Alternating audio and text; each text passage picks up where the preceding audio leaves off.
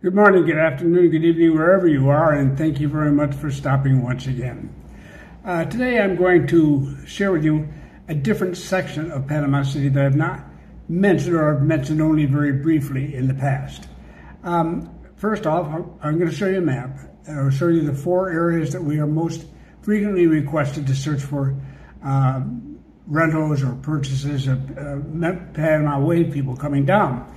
And give you a little idea what they're like, and then take you on to this 5th area and try to explain why it's different and yet has some of the same qualities or is in the process thereof. Okay, let's get started. In the upper right-hand corner, you see Costa del Este. Costa del Este is a business center. It's upper class. It's usually predominantly made of people with a business community. The international community in particular, because they cover regional offices. They're frequently going out to the airport to fly here, there, or another place. And Costa del Este is on the way to the airport. When you come in from the airport, it will be on your left, and it will be the first area that really looks like a city with a lot of tall buildings and businesses and so forth, and apartment houses too, of course.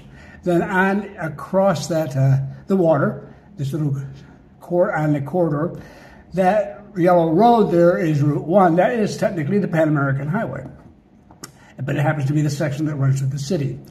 It goes over the water, and then immediately on your right, then the big red circle is San Francisco, and that is going to lead to all sorts of unhappy emails saying, Bob, that doesn't look like San Francisco.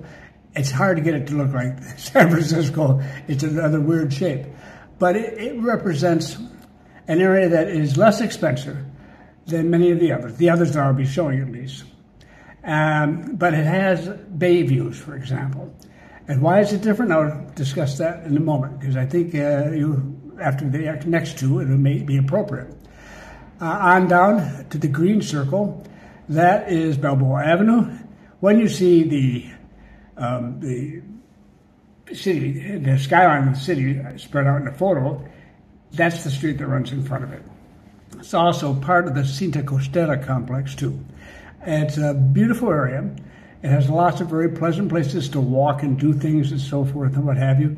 A lot of places you can go. On weekends, much of it is closed down, so people can just go off and do whatever they want to, and really turns it over to the people themselves. Traffic continues, but on a much more modest level. It's a very, very nice place. And all those tall buildings along there, they have traditionally been very expensive places to stay, and they're not cheap now, but they are definitely less expensive than they would have been, say, 3 or 4 years ago. And now we've been having some success in getting some really nice places for people interested in that area. And I'm very pleased with that. But then the next one on the black circle, really closer to being a circle, really, that is Casco Viejo, or if the tourist authority gets its way, it's Casco Antiguo, because Antiguo in Spanish means, well, like antique, you might say in English. It's very old, whereas Viejo just simply means old. Well, we still call it Casco Viejo, those of us who live here, or simply Casco. And that is a charming place to be. It was redone, refurbished, so to speak. They did a marvelous job of it, and there's more to come. So it's really an exceptional place, and people who go there love it. However, it's a little tricky for living because you can't drive around that easily. They're the old-fashioned brick streets and so forth, but very narrow, very crowded, and so on. That will begin to improve with bus transport, specialized buses being brought in. Hopefully, will be working by next year. That will cover just specifically for that area initially. And there will be new electric buses that are coming on. We have quite a few to follow. These 3 areas, Costa del Este up north, the Balboa Avenue section, and the Casco Viejo, those areas are all very much in demand. And people have been able now, and they're not cheap, I want to stress that. They're not talking $800 a month or something like that for renting, or $160,000 for buying or something of that sort. These are more mid-level, and they range all over the place, depending on exactly what the view is like and how close you are to it, and blah, blah, blah, and how many floors up you are. But they are substantially cheaper than they were before the pandemic. And I'd say now we probably are running mostly in the $1,700 to $2,200 a month range. So that's not cheap for a lot of people's purposes for renting. That's furnished, of course. And it's got a great view. But that is not bad at all compared to what many people were expected to get for their apartments when not so long ago. But as I say, we've been having a lot of success with it, and people are very happy there. In fact, I'll just take a moment here. Here's a photograph. This is two of our people through the Panama Wave Project. I rarely ever mention these folks, but these are a delightful couple. One, that's Vicky and Brandon, and they're waiting along with Maurice. Maurice is the gentleman, the real estate broker who works with me, Maurice Bellanger. And the three of them are sitting there waiting, as I was. I took the photo for the owner's representative to come and hand over the keys. And then shortly thereafter, there he came. And so there's the four of us, or I should say the five of us. And it was a very pleasant day indeed. Everybody was really delighted. They do have a spectacular view, and they can be very pleased with the deal they got. However, none of these are going to be inexpensive places. And of course, Casco Viejo itself, although I saw one of the places, the old style, just beautiful place, again furnished, on a street, and just one of the charming streets of the old quarter. And it was $2,200 a month, and you might think that's very, very expensive. But that is not at all expensive for that place, that kind of place. And both Maurice and I went, oh, wow, we both wanted to move in. You know? But it's not really, it is an area that is more difficult to get wrong. You do walk a lot, and you don't really want to drive much there because it gets awfully congested. Now, as I say, over time, these things will be improved a little, but it's the way that it is. It's just, it sticks out in the water, and there's just only so much space there, and you can't change it without ruining it, because it is the old section. It has been refurbished beautifully, and nobody wants to destroy that. However, it is perfect, even though it's difficult to get around. There are many people who are delighted to be able to live in that setting. So when you come down, you look at these areas, you'll understand why. And they range from the very super modern, this is up at Costa del Este, to the very common, typical Bayside sort of housing you'd expect in, say, North America, I'm sure in parts of Europe, and Balboa, and then finally the old traditional, which is so much loved by and common in Europe. So we've got all that there, and they're fine. Now, off to the left is an orange circle, a large one, and that is centered around the word Albrook. That's what I'm going to be talking about today. That, including another one up in the corner, and there's a reason for that I'll get to, which is called the City of Knowledge, or the Ciudad del Saber in Spanish. Let me tell you basically what's going on. Now, back last year, I gave a presentation, or part of a presentation. It's part of one of my talks. I raised the subject of the City of Arts. And that's going to be, at that time, this fantastic center they've been working on for years. They've been stalled, they've been one thing or another. And now it was going to get completed. And it was, it would be the new home of the National Symphony, the National Ballet. It's going to be part of the University of Panama, and it's the fine arts program. Everything from the virtual arts all the way straight through to the plastic arts, as they call them, to sculpture and pottery and a whole variety of things, and singing and music and dance and on and on and on and on. It's very impressive. And they have finally just announced that the construction portion of it is closed and over with minor details to be taken care of. What's happening now is bringing in all the furniture, the equipment, and everything else. And by the end of the year, they expect to be up and functioning with about somewhere between 1,900 and 2,000 teachers, faculty, and students there. It's really going to be nice. I'm going to be showing you some photos of it later on, too. so you see what's going on there. This is really, really very, very, very interesting to me, and I think so, because in that orange circle there over in Albrook, there's a lot more, and it's not like the other communities. You can't just walk from one to the other for sure. Some of them are so close to each other you easily walk, others not so much. It's not a neighborhood in the sense that Costa del Este, which is sticking out as a peninsula basically, and obviously the old town of Casco Viejo, that sticks out into the water, and then of course Balboa Avenue, which just runs along the edge of the bay. Here, this is a more dispersed community, but is beginning to get its own character, and that's why I think in the longer run, if you're interested in the longer run, or you're interested in the potential for appreciation, it's going to be greater, I think, very likely, out in this orange circle than it is in those others along the water.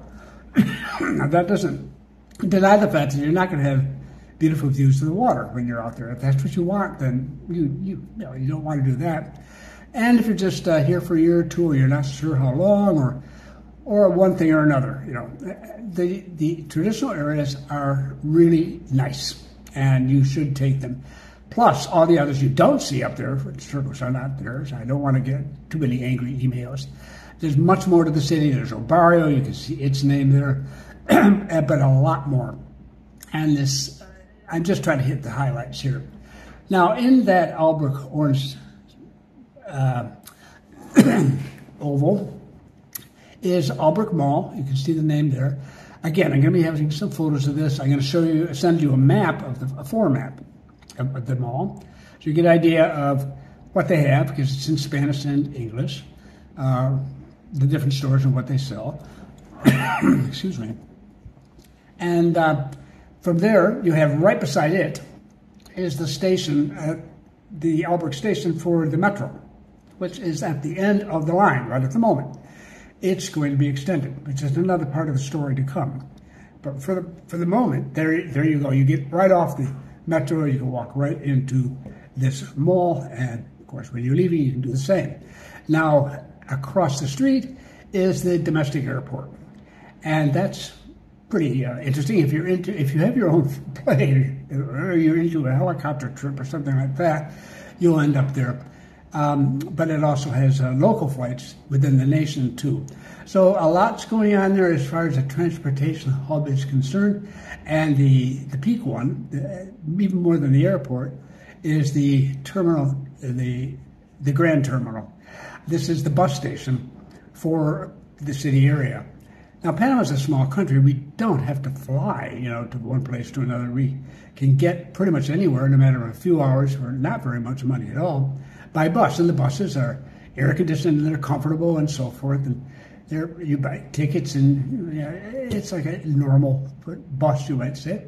But it will stop for lunch if that's the nature of the journey. If you're saying going out to David or something of this sort, you could definitely be stopping. Things of this sort. So you can get to a lot of places right from there.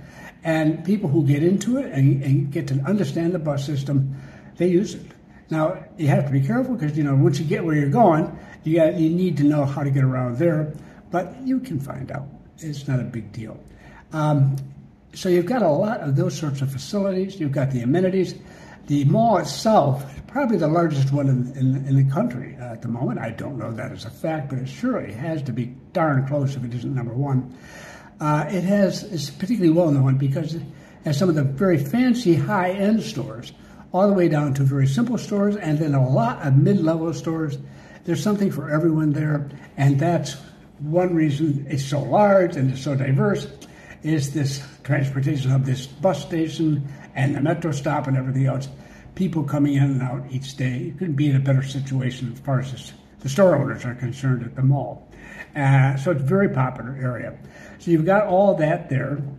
You've got a little bit further up. Now, if you look, you will see at the upper right of the circle, the sort of small green patch there. In that particular area, on that side of the road, you have the track field for the University of Panama, where they have their track meets.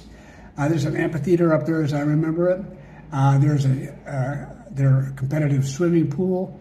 You're going to see some of this in photos shortly. And the swimming pool is open to the public at times when the students are not using it and so on. Very nice place to go. A friend of mine took his kids up there to teach them how to swim. Then you have that sort of activity. And that's, I haven't been up to see it, so that's on the list.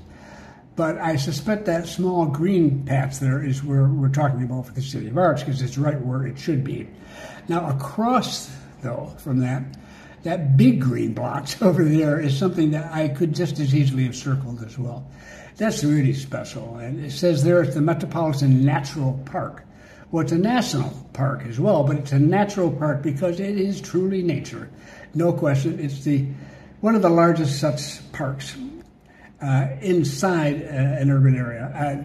The largest in Central America and the northern tier of South America, but it's just a really spectacular place. It's 265 hectares. If it was a square, it would be a mile on a side, but it is obviously not a square, so it stretches quite a distance. It has a lot of wonderful wildlife, the animal life and the plant life that you can imagine in the tropics. As a visitor center, they do set up tours there, although they're a little more complex. You have to get it organized and so forth, but there are a lot of private tours that go over there too. And there are places to walk and to hike, to see. You can spend an hour or a 2-hour trip going through them with your camera, see all sorts of animals. Everybody insists, and I agree, getting there early in the morning when the animals are just waking up, getting organized. The visitor center might not be open yet, but I believe if you're with a tour group, you get in. And I believe, it's the way it was the last time I was out in that area. It's just a fun place to go. It's very interesting, and if you ever want to just get out of the city, that's out of the city. That's truly out of the city, while it's in the city at the same time. Okay, so we've got that as well. And then up is the City of Knowledge, up in the upper left.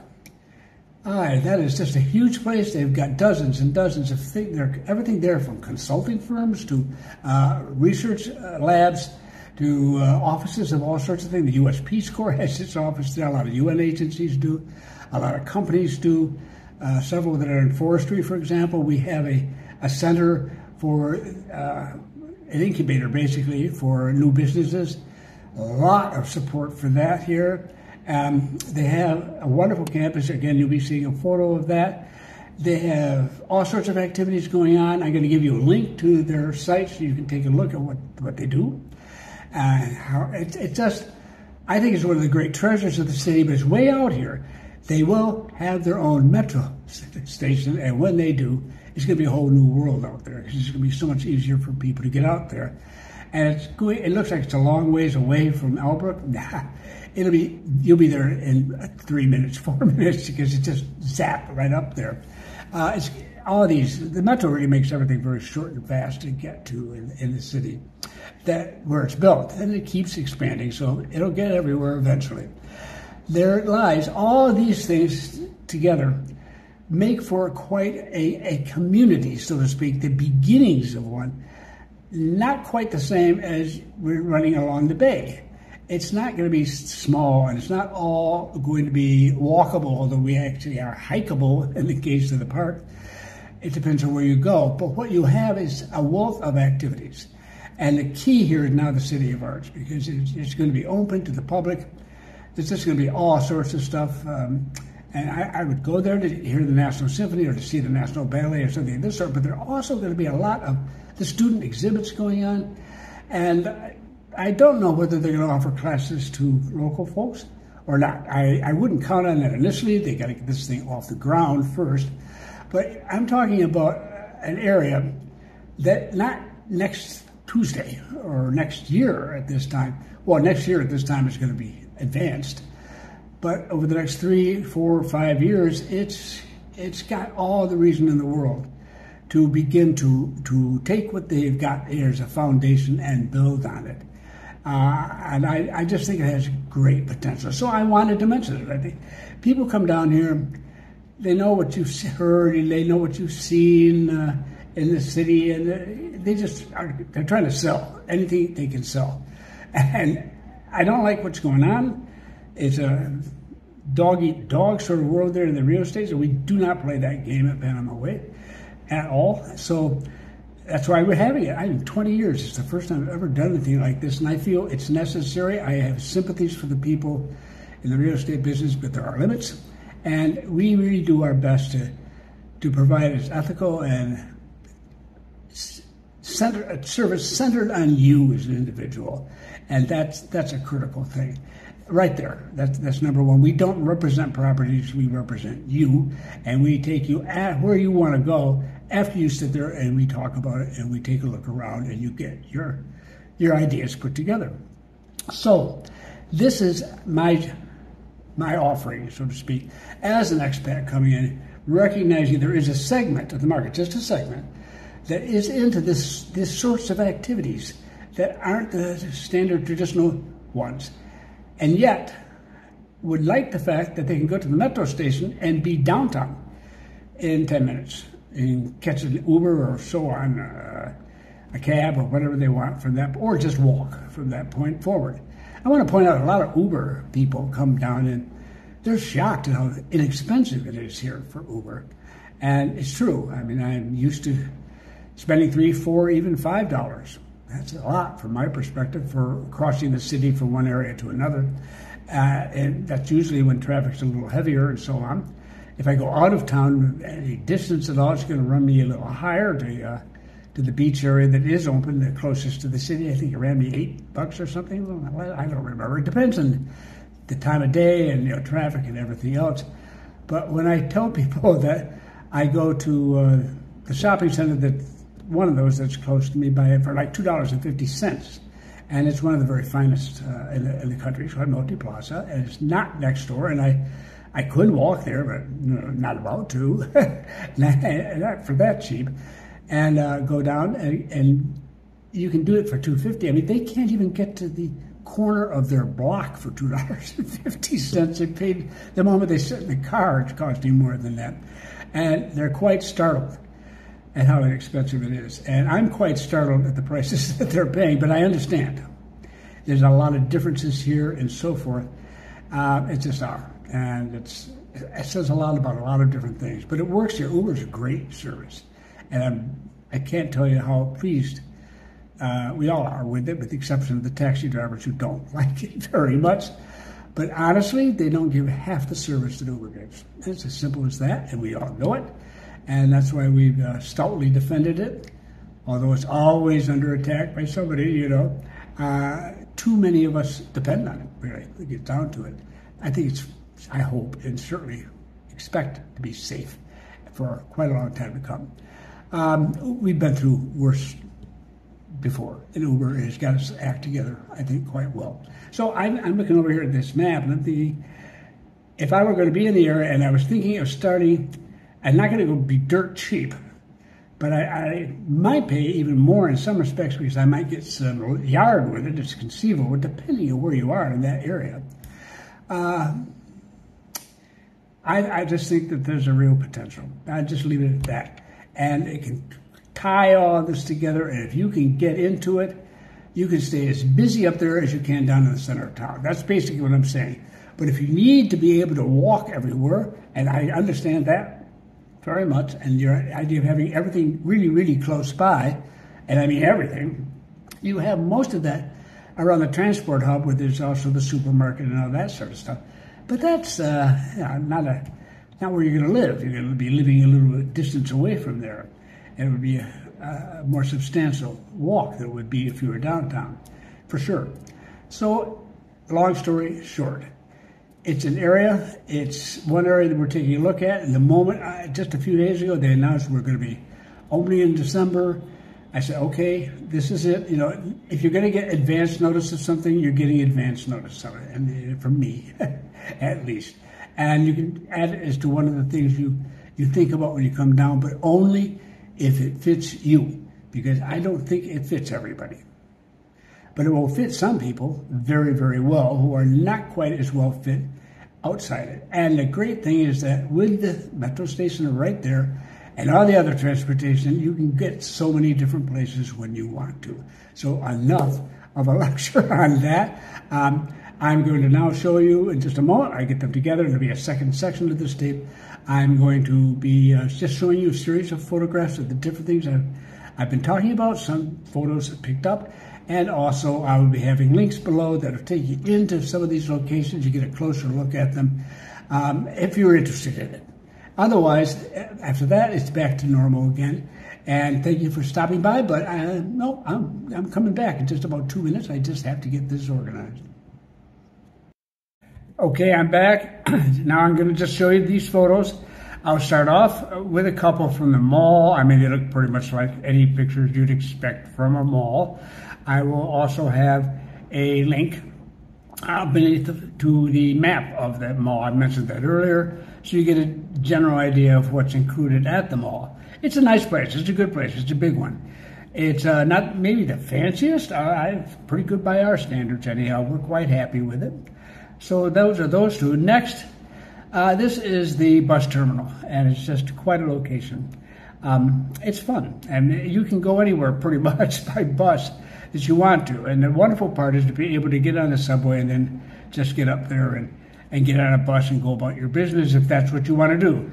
Some people use it all the time. Most people never do, either because they bring their own vehicle or because for some reason they just don't think it's going to be comfortable. They're air conditioned. They're very perfectly good buses. The express buses can be very nice, matter of fact. Any event, that's the bus terminal. Next, we can see this is an overview of the Ciudad del Saber, the city of knowledge I talked about earlier. I'm going to have a link to that site underneath, and you should go and take a look at it. Now, you will see it in the Spanish section, or at least it'll come up in Spanish, and there'll be an English section. Well, forget the English section, because it's not been updated since the pandemic, and it really needs it. So stick with the Spanish. I'm going to give you a link that should take you into a Google English version or translation of the site that you can use and travel around in the site.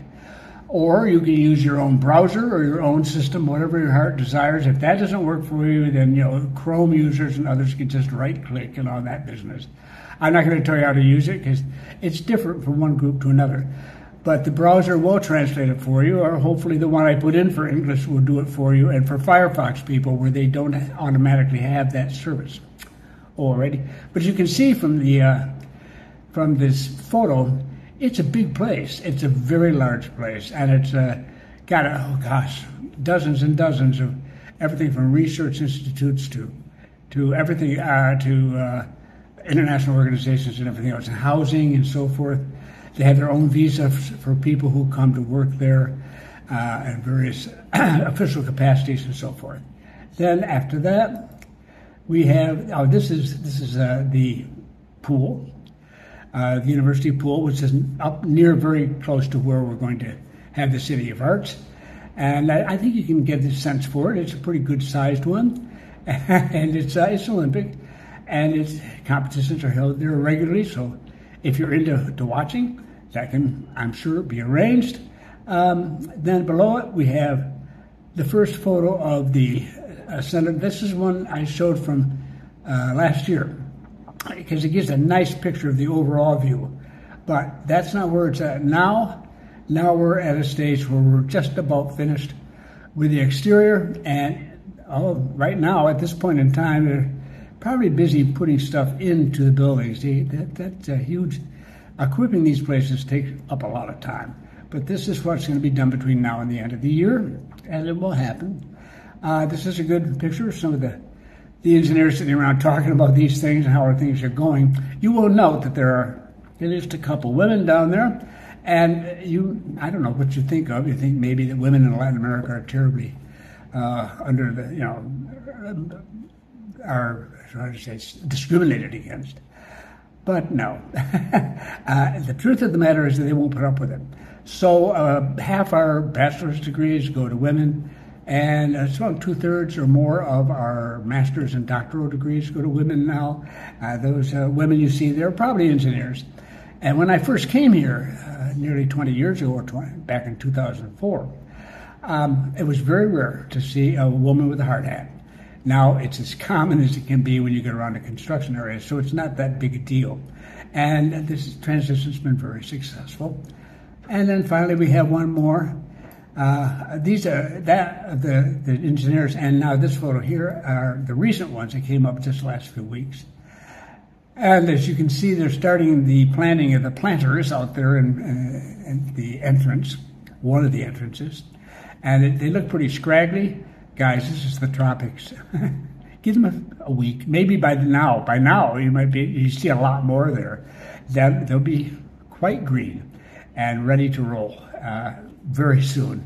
So don't worry about them. So that's it, really. Those are the photos I wanted to share. And I just tell you, look, this is one of the things I do a lot of. I just don't talk about much of it here because I'm not trying to push somebody else's work or project or anything else. But I keep my eye open all the time for where growth will come, because the growth will come. And then one way or another, we're going to continue this growth movement as long as the country can maintain its stability and its peaceful nature, because that's what we are.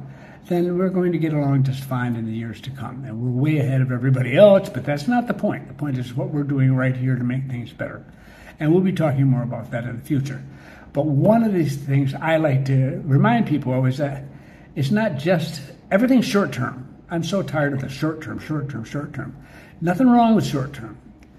But at the same time, there's occasionally a value to being a little bit longer in your term in what you're looking at, because it can be beneficial to you in the future. And you know, often enough in my last 20 years, a portion of the town, well, when I first came, Casco Viejo, for example, they said, oh, it'll take forever. They're never going to get that shape. People are sitting around, no action's being taken. The place is just deteriorating. Well, the government came down hard on people and said, you own it, you do something with it, or you lose it. And lo and behold, and then they put the money into the refurbishing of the area, the reconstruction of some of it, using the old techniques. It's really a beautiful job. And there it was. And then there are others, as I said earlier, Costa del Este sort of laughed at it. It's a landfill. Now it's anything but a landfill. It is a full-fledged portion of the city, and the whole Balboa Avenue, Santa Costera area has just completely opened up so much of the bayside. So we've all got that going on down in the water. But behind the city, this is a big city, and it's getting bigger. And sometimes an area like a university area can be a real fire under the development of a particular area, because it's bringing in so many people from outside. That plus when that metro gets expanded up to Ciudad del Saber, there's going to be a lot more traffic up there. That has been true in the past, and it's going to be a quick 3-4 minute journey from people who live down in this area. I think we have the beginnings of it. So for that, however small a segment it is of you who are watching, I have an interest in this sort of thing that's not just on the water, but has other benefits. This is something to keep in mind. And Maurice and I are happy to help with it. I've already talked to him about we have to know the area. We have to know it better.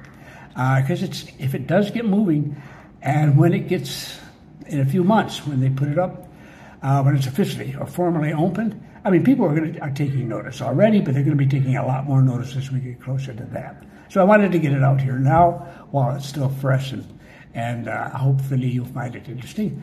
Thank you very much for putting up with my lengthy absences and everything else, and this long video, but I hope it's been useful to those of you who've stuck it out to the end. Thanks a lot. I look forward to seeing you again.